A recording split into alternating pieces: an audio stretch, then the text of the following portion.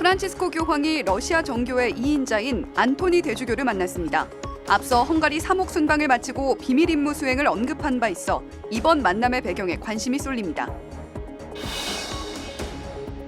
본격적인 여름이 시작되기 전인 5월은 여행을 떠나기 좋은 계절입니다. 성모성월을 맞아 성모 신심을 되새길 수 있는 성모순례지를 소개합니다. 학교 밖 청소년 노동자를 조명해보는 긴급진단 기획보도 이어갑니다. 정부가 발표한 제7차 청소년 정책 기본계획을 돌아보고 청소년 노동자에게 실질적으로 도움이 되는 지원책이 무엇인지 취재했습니다.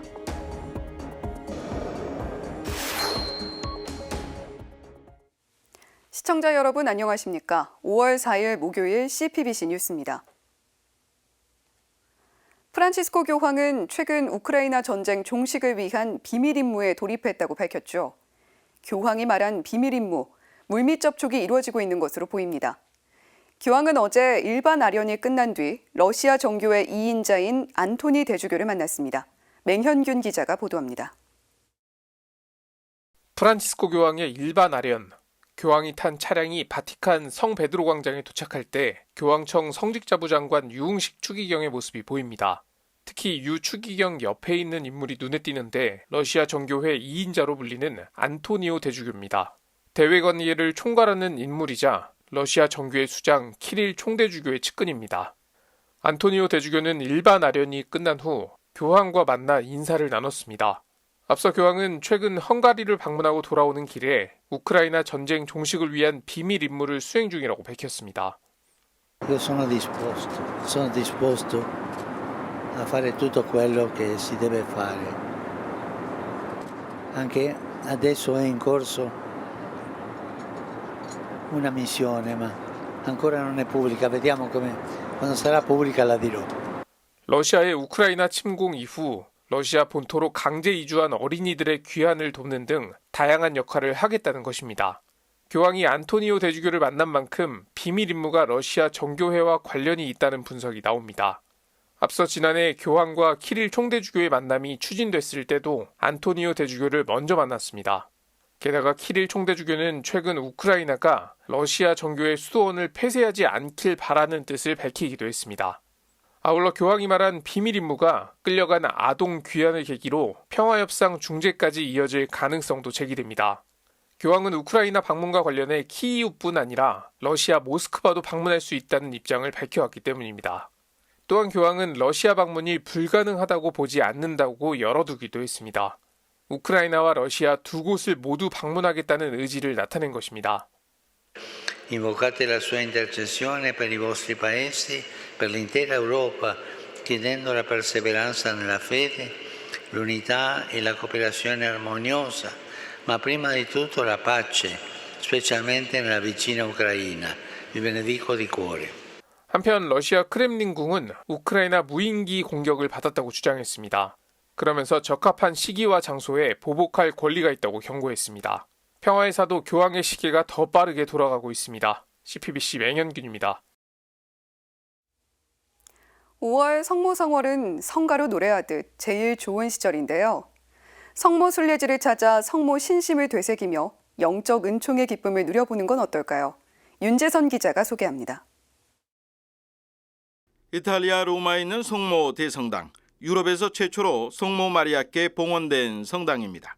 프란치스코 교황은 1년 전 이곳에서 평화를 위한 묵주기도를 바치며 성모 성월을 마무리했습니다. 우리나라에는 로마 성모 대성당과 특별히 영적 유대를 맺고 있는 성당이 34곳이나 됩니다. 모두 교황청이 인준한 성모 순례지입니다. 서울 대교구에선 주교자 명동대성당과 성 김대건 신부를 비롯해 11명의 성직자가 순교한 세남터 순교성지 등 23곳이 있습니다. 1898년 완공된 명동대성당을 원죄 없이 잉태되신 복되신 동정마리아께 봉헌한 데서 알 수 있듯 한국교회의 성모 신심은 각별합니다. 대구 대교구의 상징 성모당은 한 세기 넘게 같은 자리를 지키고 있는 사랑받는 기도처입니다. 성모당은 교구 수호 성인인 루르드의 복되신 동정마리아께 봉헌된 성지로 지난 2018년 봉헌 100주년을 맞기도 했습니다. 청주교구 강곡 매괴 성모 성당도 많은 신자들이 사랑하는 성모 순례지입니다.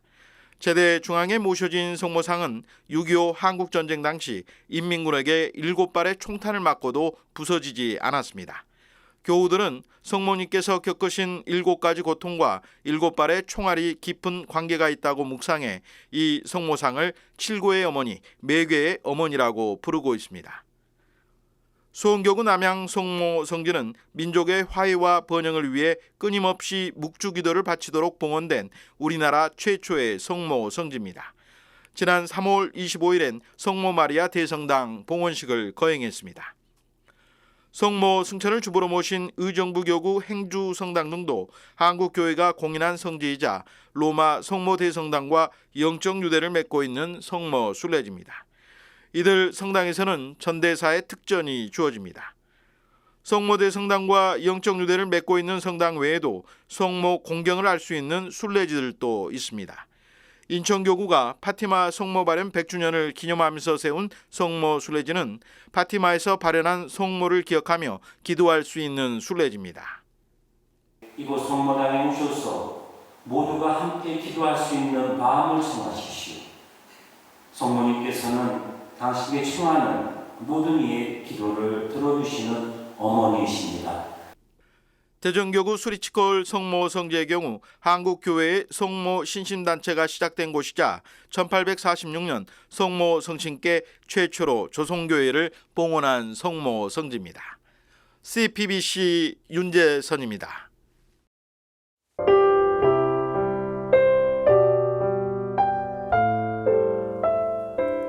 학교 밖 청소년 노동자들에 대한 기획보도 순서입니다. 부족한 인식 속에 부당한 환경에 놓이기도 하는 학교 밖 청소년 노동자들. 지원이나 보호체계는 촘촘히 짜여 있을까요? 오늘은 이들을 위해 우리 사회와 교회가 나아가야 할 방향을 모색해봅니다. 김형준 기자입니다.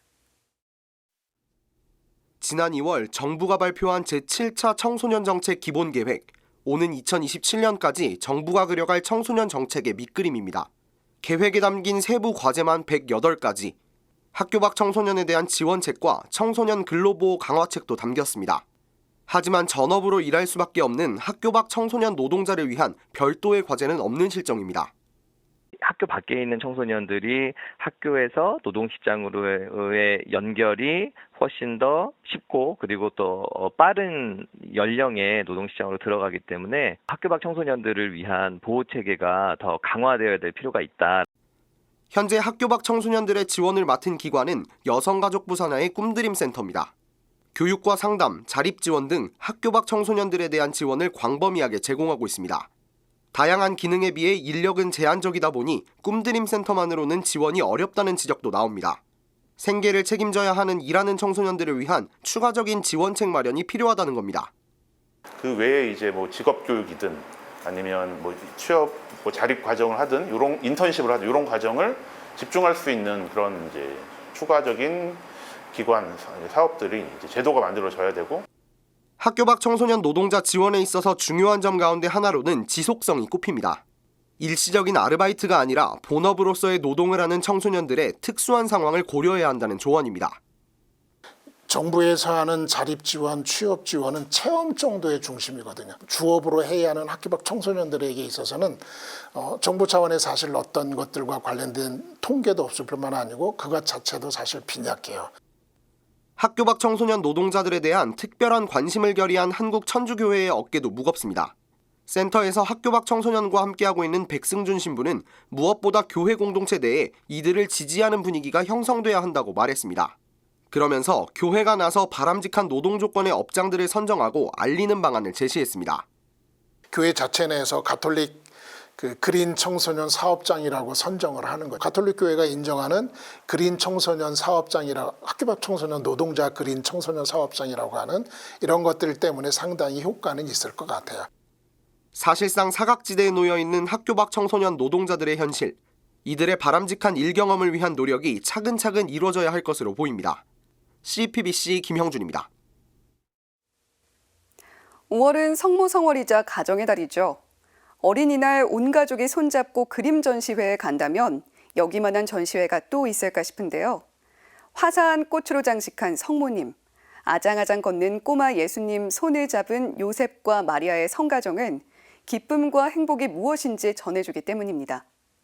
서울 명동갤러리 1898에서 열리는 화가 수도자 김옥순 수녀의 그림전을 이힘 기자가 소개합니다.